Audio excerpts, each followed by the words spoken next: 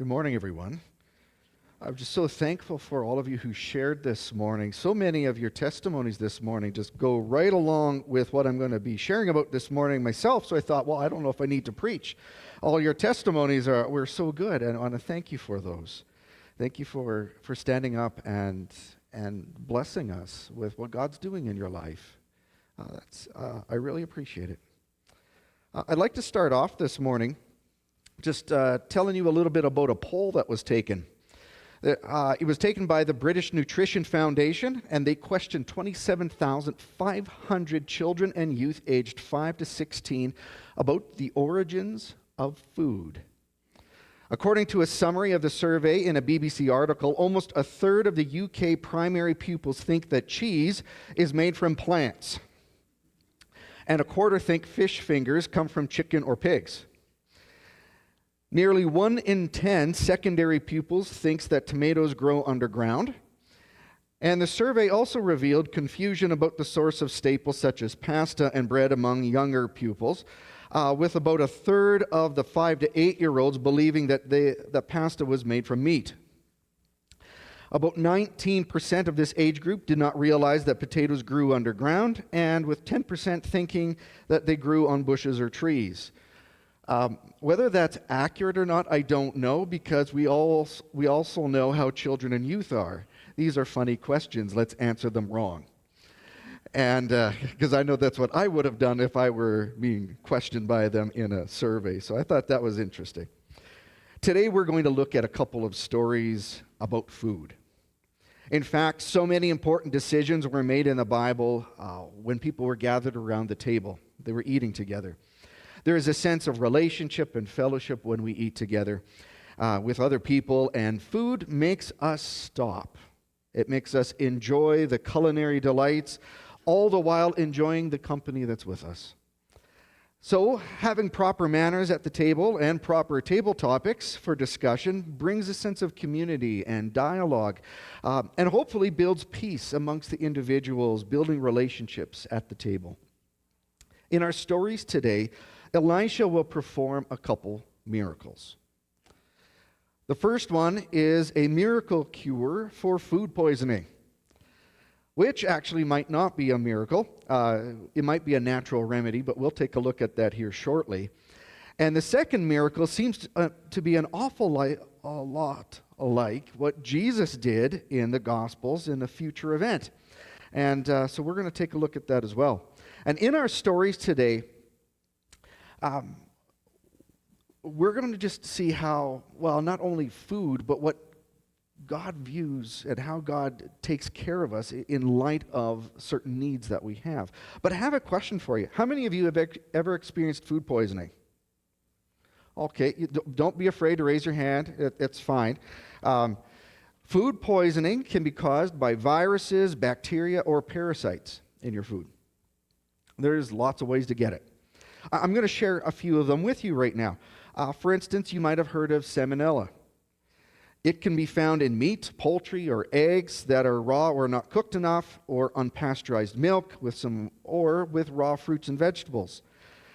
There's listeria, and it can be found in unpasteurized milk and soft cheeses made with unpasteurized milk. And there's E. coli, which I'm sure you've heard of too, that's found in beef that is undercooked or unpasteurized milk, raw fruits and veggies, or contaminated water or food. And then there's, that's just some of the bacterial ones. There's some of the viruses, like hepatitis A.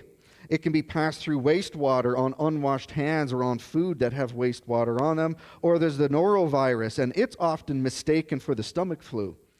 And it can be passed by having direct contact with someone with the virus, or it can be on food or countertops and then ingested if your hands remain unwashed.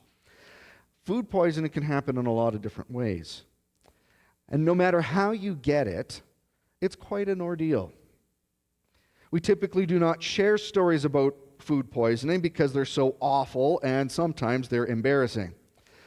But as we will see in the first story, sometimes people can tell immediately that there is death in the pot. 2 Kings chapter 4, verse 38 to 41. Allow me to read the story for you. Elisha returned to Gilgal, and there was a famine in that region. While the company of the prophets was meeting with him, he said to his servant, "Put on the large pot and cook some stew for these prophets." And one of them went out into the fields to gather herbs and found a wild vine and picked as many of its gourds as his garment could hold. When he returned, he cut them up into the pot of stew, though no one knew what they were. The stew was poured out for the men, but as they began to eat it, they cried out, "Man of God, there is death in the pot." And they could not eat it. Elisha said, "Get some flour." He put it in the pot and said, "Serve it to the people to eat." And there was nothing harmful in the pot. Every time I read this story, something else just pops out at me that makes me laugh. Like, he didn't really know what he was putting in the food. He just decided to put it in the stew pot. It's like, oh, that looks good. Let's just throw it in there. Well, first point of my message today is edibles in the pot in these verses of the story. This story is very straightforward. But I do want to tie this story together with the next one and come to some conclusions and application that I think will be helpful for us. But for now, let us look and understand what's going on, what God's doing in these situations. Now, as you may have picked up, you've listened to, this is the 10th, I believe, sermon that I've preached on the stories of Elijah and Elisha. And you've probably seen that the subject of famine keeps coming up. Famines happen. And there were a few of them during the time of Elijah and Elisha. And sometimes these famines were localized in certain regions. Sometimes they grew to be larger in several regions.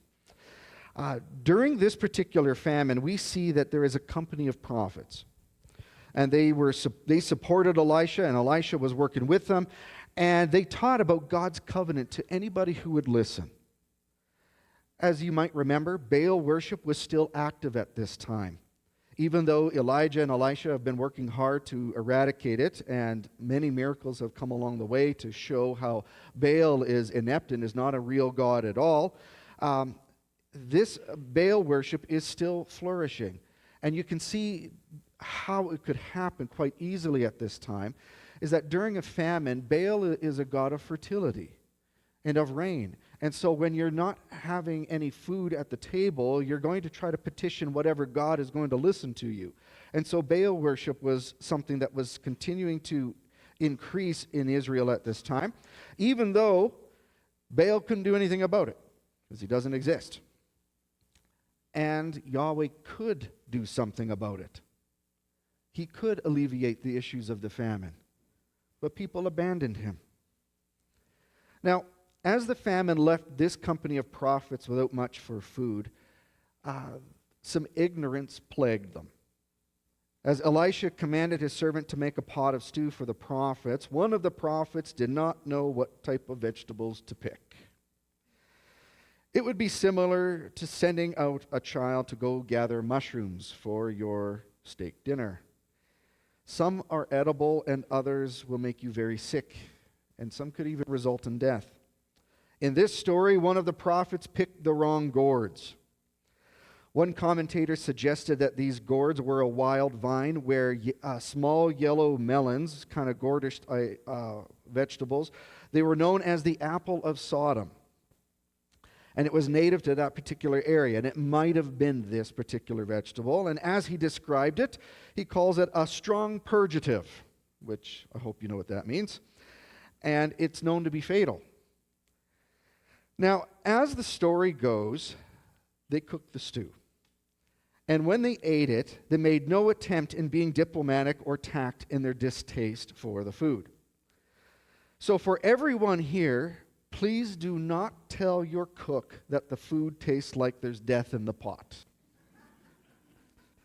It will not go well for you or for your next meal, because it could be laced with Carolina Reaper pepper extract. In this story, this death in the pot is called out both as an exclamation, which makes us giggle a little bit, but it's also a warning for others to not eat it. Like, this stuff is going to make you sick. And Elisha told them to get some flour and put it in the pot. And this made the stew edible. Now, One commentator wrote that if the apple of Sodom gourds were being used, flour would have absorbed the bitterness and would have actually made it edible. It would have changed it. So whether this is a miracle or not, I'm not 100% sure. I lean more on the side that it is, because I think the purpose of the story changes if there's no miracle here. A lot of these stories, if not all of these stories about Elisha, are being told to validate and verify that he is a prophet of God and that God is using him to bring about the truth of Yahweh and to contrast and to get rid of Baal worship, all the while God caring for people. In some of the stories, God's caring for the kings and the armies when they didn't have water. Remember that story? In this particular story, it's about food. In another story, it's about a lady who had a son, which she couldn't bear a son, and then had one miraculously, and then her son died, and then was raised back to life. In all of these stories, we keep seeing that God is involved in the life of his people, and he cares. He sees what you're going through, and he cares. And so, with this story being about God helping out the people, or Elisha giving some wonderful cooking tips with flour. Sorry for those of you, unless you get gluten-free flour back then, I doubt that. But, and maybe just some common sense in cooking during a time of a famine. They were trying to deal with this not so good for the digestive system type of gourd. Elisha is there as their leader, and God is using him to help them. And so in the next story, we're going to see another intriguing issue where God's going to help out again. So allow me to read it for you, and then we're going to connect these stories together. In 2 Kings chapter 4, verse 42 to 44, it says, "A man came from Baal-Shalisha, bringing the man of God 20 loaves of barley bread baked," there's a lot of bees there, "from the first ripe grain, along with some heads of new grain. 'Give it to the people to eat,' Elisha said. 'How can I set this before 100 men?' his servant asked. But Elisha answered, 'Give it to the people to eat, for this is what the Lord says. They will eat and have some left over.' Then he set it before them, and they ate and had some left over, according to the word of the Lord." So, point number 2 this morning is leftovers. There was a dairy farmer, and this was happened back in 2018, but there was a dairy farm and a creamery, and it was turning people's heads and furrowing some of the brows with a release of a summer-only flavor that recalls a favorite New Jersey delicacy: pork rolls. Windy Brow Farms announced in April of 2018 their newest flavor of ice cream. It's called Taylor Ham, which contains flecks of French toast to go along with the actual ham. Now, I don't know what you think about that, but I'll let you ponder the flavor of that. As part of their social media campaign, they responded to several users who asked why it wasn't just simply called pork roll flavor ice cream. And a query to which they responded, well, it doesn't market very well. The family-owned farm originally opened in the late 19th century as a fruit farm, but later switched to dairy after a devastating fire in 1940. The current ownership duo, Jim and Linda Hunt, have been the proprietors since 2000, and their son Jake opened the creamery in 2013. The flavor's release is part of the creamery's 5th anniversary and part of an attempt to find flavors that represented New Jersey's unique culinary scene. Taylor Ham joins other flavors with farm-fresh ingredients like baked apple and goat cheese, maple bacon, and roasted pumpkin. Now, I don't know about you, and I don't want to sound unthankful, but some of those ice cream flavors sound like death in a pot. Some of you might absolutely love them, and that's good. You can have that. I'll stick with chocolate.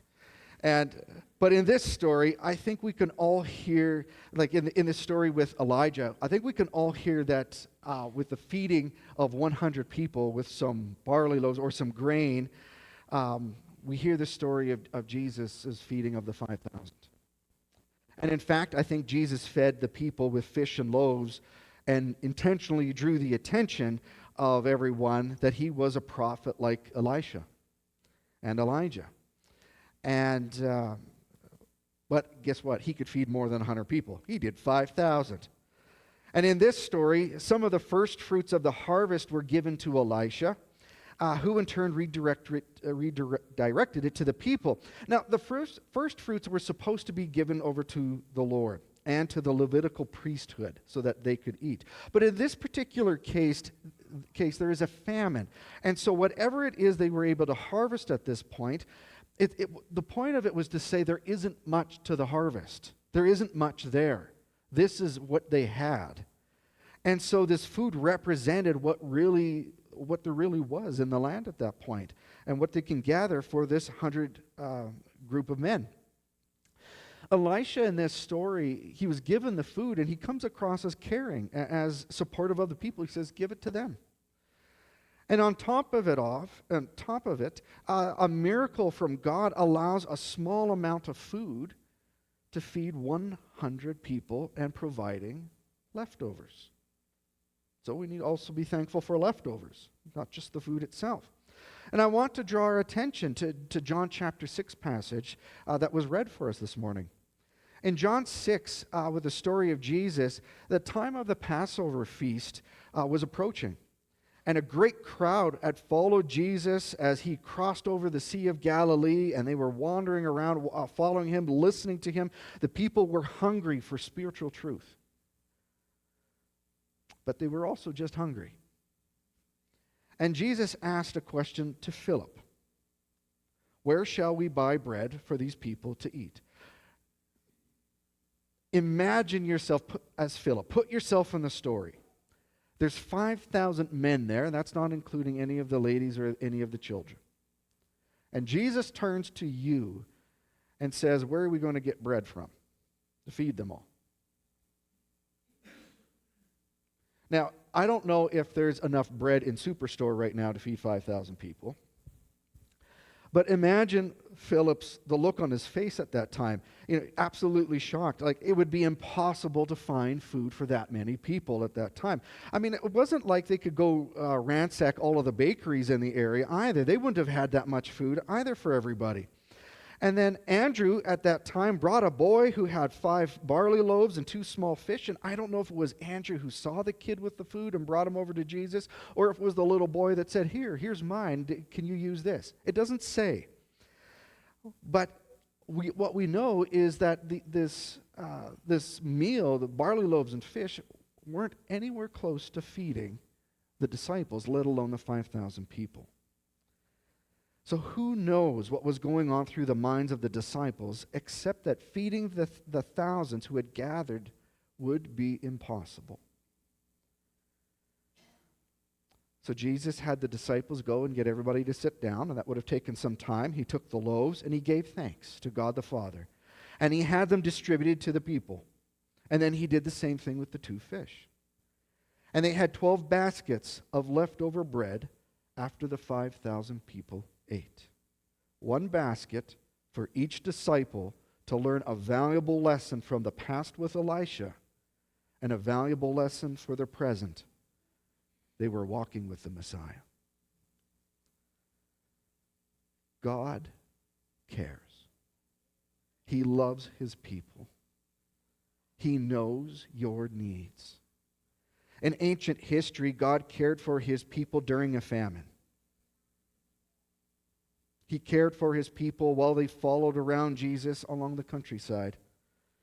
And today in our culture and in our communities, with housing prices out of control and with food prices and gas prices on the rise and with governments who can't seem to get these issues figured out and with people in our province and country worried about where to live or where to find their next meal, we can turn our hearts and our minds to God. The God who provides, the God who cares, the God who sees us and loves us.